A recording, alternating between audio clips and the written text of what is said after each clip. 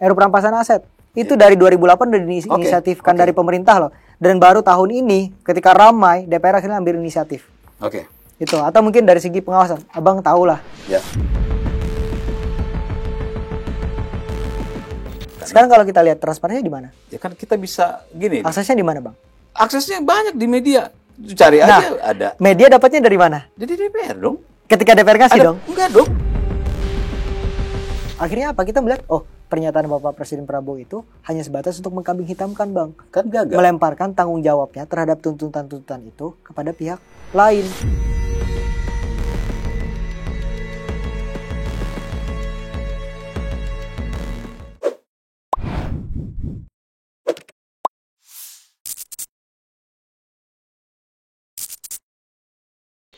Oke, kita membahas 17 poin yuk. Ini banyak yang menanyakan ini 17 poin ini gimana, Bro Agus. Jadi gini, 17 poin itu kan yang ditunggu-tunggu nih sebenarnya nih.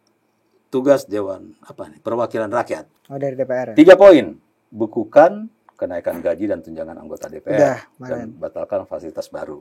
Terus DPR RI. Publikasikan transparansi anggaran gaji. Dorong Badan Kehormatan DPR memeriksa anggota yang melecehkan aspirasi. Semua masih proses. Ya. Sekarang bukukan kenaikan gaji dan tunjangan anggota DPR kan sudah dilakukan kan? Ya. Artinya sebelum tuntutan ini pun sudah dilakukan. Baru tunjangan perumahan yang ada statementnya. Iya. Sekarang kan begini, dan tunjangan yang lain tetap harus dong. Masa anggota dewan nggak ada tunjangan sama sekali kan? Ya nggak bisa juga. Iya. Tapi tadi yang selanjutnya dikritisi adalah tunjangan perumahan 50 juta memang dibukukan, tapi ada tunjangan-tunjangan lain yang dinaikkan. Oh iya, nggak apa-apa kan? Kan tunjangan komunikasi, tunjangan kehormatan. Nah, itu yang di permukaan. Yang sebetulnya nantinya akan dikritisi lebih dalam, Bang. Itu berkaitan dengan apakah sebetulnya tadi tunjangan-tunjangan yang diberikan, keistimewaan-keistimewaan dari anggota dewan ini sudah sebanding atau setimpal dengan kinerjanya dalam proses legislasi, dalam proses pengawasan, dalam proses penganggaran yang semestinya harusnya berpihak kepada masyarakat. Nah, itu kan untuk lanjutannya, Bang. Yang memang untuk tunjangan sudah dibekukan, sudah dibatalkan. Ya. Kan yang menjadi pertanyaan itu tahapan awal. Kalian tuh maunya nggak ada tunjangan gitu DPR? Kalau memungkinkan alokasikan saja buat masyarakat semuanya, Bang. Gimana ceritanya? Anggota kita tuh sebetulnya tidak mempermasalahkan mau seberapa besar pun tunjangannya, Bang. Karena ada yang mengatakan yang kita perlukan adalah dengan tunjangan sebesar itu tuh dialokasikan untuk apa? Hasil kerjanya apa? Dan itu harus ditransparansikan. Karena kan selama ini, Bang, tunjangan gede. Tetapi kita lihat justru malah anggota dewan kita seakan-akan nggak memikirkan kondisi masyarakatnya gitu kan. Di tengah kondisi ekonomi yang lagi lesu, daya beli masyarakatnya, malah tunjangan minta dinaikkan. Ya kita kan tadi balik lagi pandangan kita sebagai bos ngelihat karyawan kita ini, Bang. Mau minta kenaikan gaji. Yang kita lihat kan kinerjanya. Apakah dia sudah bekerja sesuai dengan semestinya atau belum? Nah, itu yang jadi salah satu permasalahan. Teman-teman tahu nggak sih? Ya, gaji DPR itu 25 tahun nggak naik. Tunjangannya, Bang. Tunggu dulu, saya tanya, tahu nggak? Nggak tahu kan? Yang lain sudah naik, DPR nggak naik. Gaji kita bicara dulu. Iya, oke, gaji. Teman-teman tahu nggak? Tunjangan itu sudah 15 tahun nggak naik-naik. Iya, tapi tetap itu kan besar, Bang. Kita mau naik mau turun kita nggak apa-apa.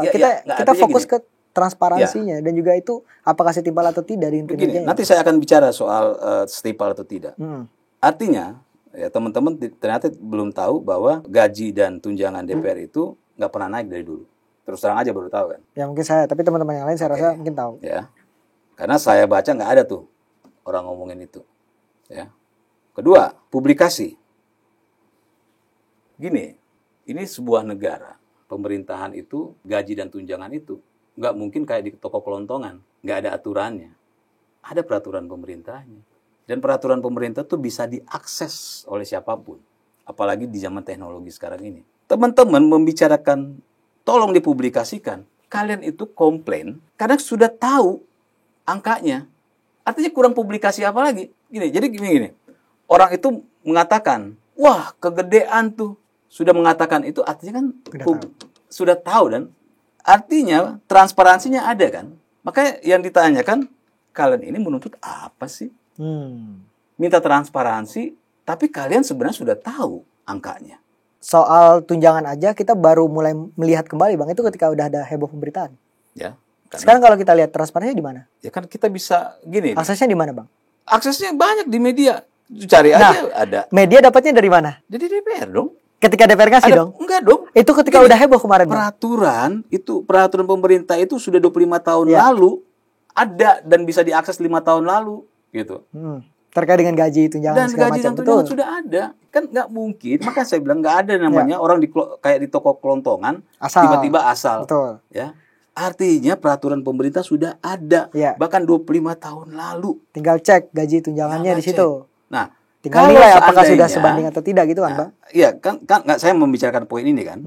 Artinya membekukan kenaikan gaji dan segala macam kan sebelum hal ini ada sudah dilakukan. Artinya sudah expired lah ini. Ya. Terus publikasikan transparansi, sudah transparansi. Kalian bisa tahu kan sudah transparansi.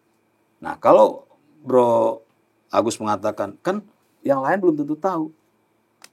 Saya mau tanya, boleh nggak di negara ini, ya, ketika saya ditahan oleh pihak kepolisian di jalan, Bapak baca sesuai dengan aturan, Bapak melanggar. Saya bilang, saya belum baca. Boleh nggak saya bebas? Secara hukum semua dianggap tahu. That's secara hukum ya. Tetapi pada kenyataannya harus ada upaya-upaya juga, Bang, untuk mentransparansikan itu. Jangan sampai hanya karena ini udah ada di hukum kok.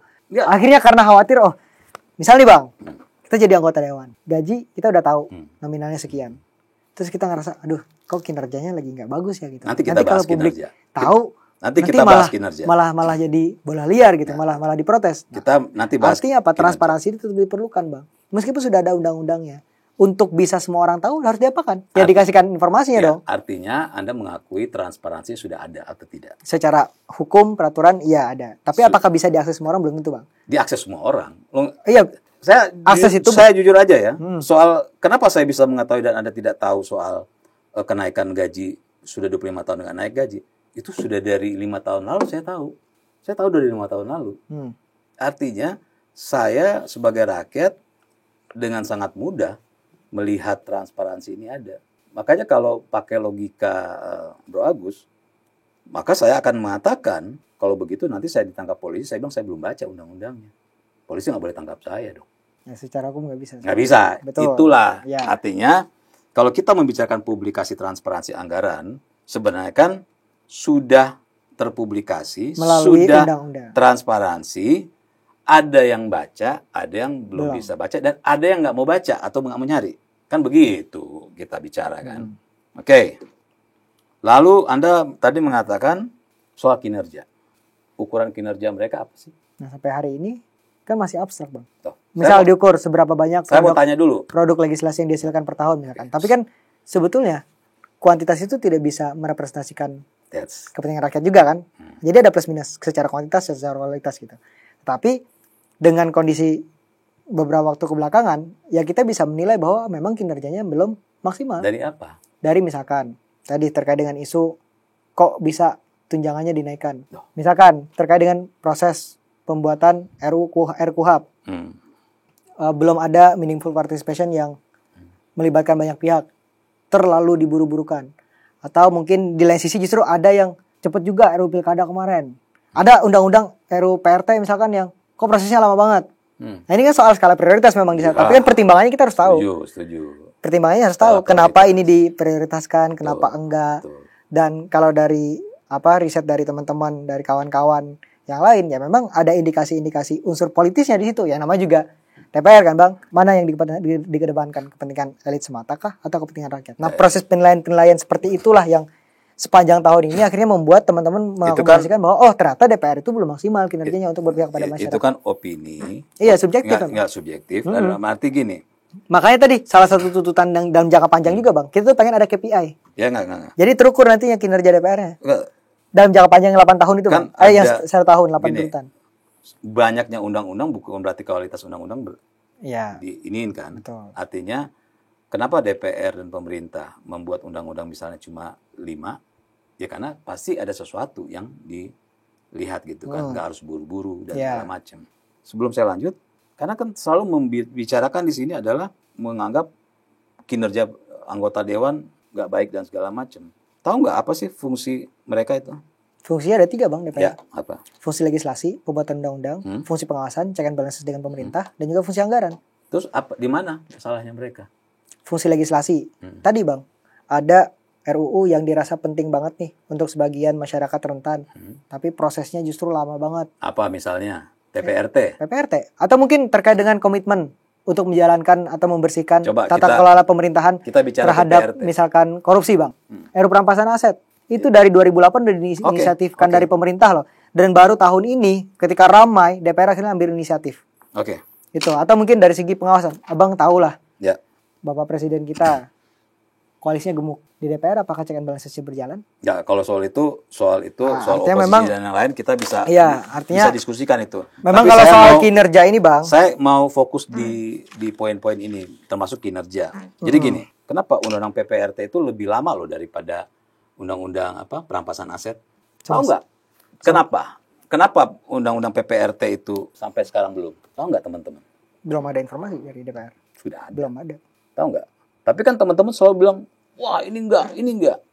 Tahu nggak kenapa? Kalau undang-undang PPRT itu disahkan, kan ini kan sudah beberapa rezim kan sebenarnya undang-undang PPRT ini kan. Kayak kalau nggak salah di zaman Pak SBY kalau nggak salah. Perampasan aset juga dari zaman Pak SBY kok. Kita PPRT dulu. Tahu nggak undang-undang PPRT ketika ini disahkan, maka akan merugikan PRT itu sendiri. Nggak tahu kan? Kenapa itu Bang? ART, kita diskusi aja ya. Ini kan kita mau kasih ke publik ya. Rata-rata itu ART di Indonesia itu adalah orang-orang yang ada tinggal di sekitaran. Ini kan mereka membantu misalnya Bro Agus sudah menikah, kerja, mungkin belum memenuhi, istri kerja. Ya. Otomatis panggil ART untuk bantu. Ini kearifan lokal namanya. Ya. Kearifan lokal. Di mana PRT itu tentu bayarannya nggak upah minimum. Tapi kalau dengan undang-undang PPRT, dia harus minimum. Siapa yang mau mempekerjakan? Istri Mas Agus, ngapain saya kerja kalau cuma gaji saya buat bayar PRT? Itu yang membuat kenapa DPR dan pemerintah ini masih tarik ulur di situ.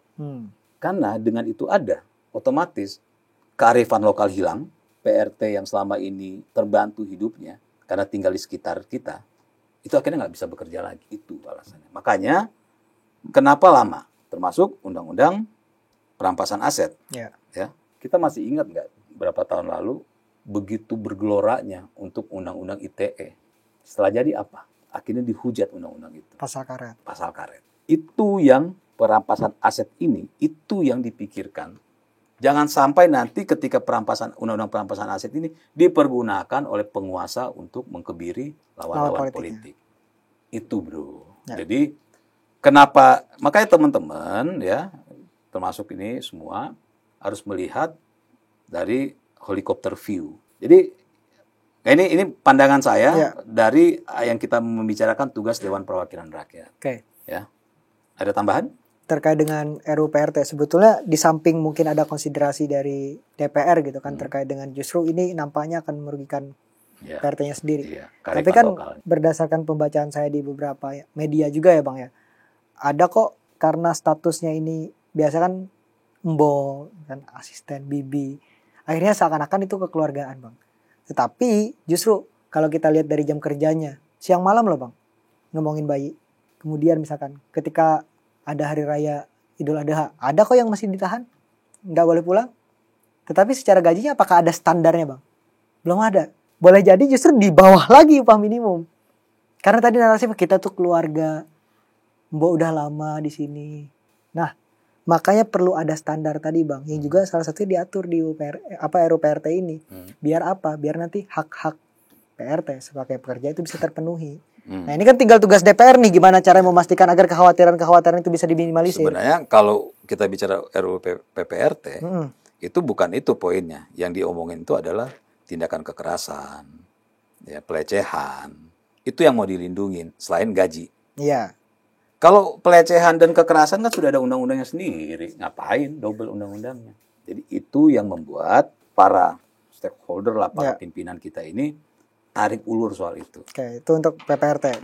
Terkait dengan RUU perampasan aset misalnya. Tadi benar Bang, kekhawatiran jangan sampai justru jadi alat untuk misalkan merepresif atau mengoperasi lawan politik saja gitu.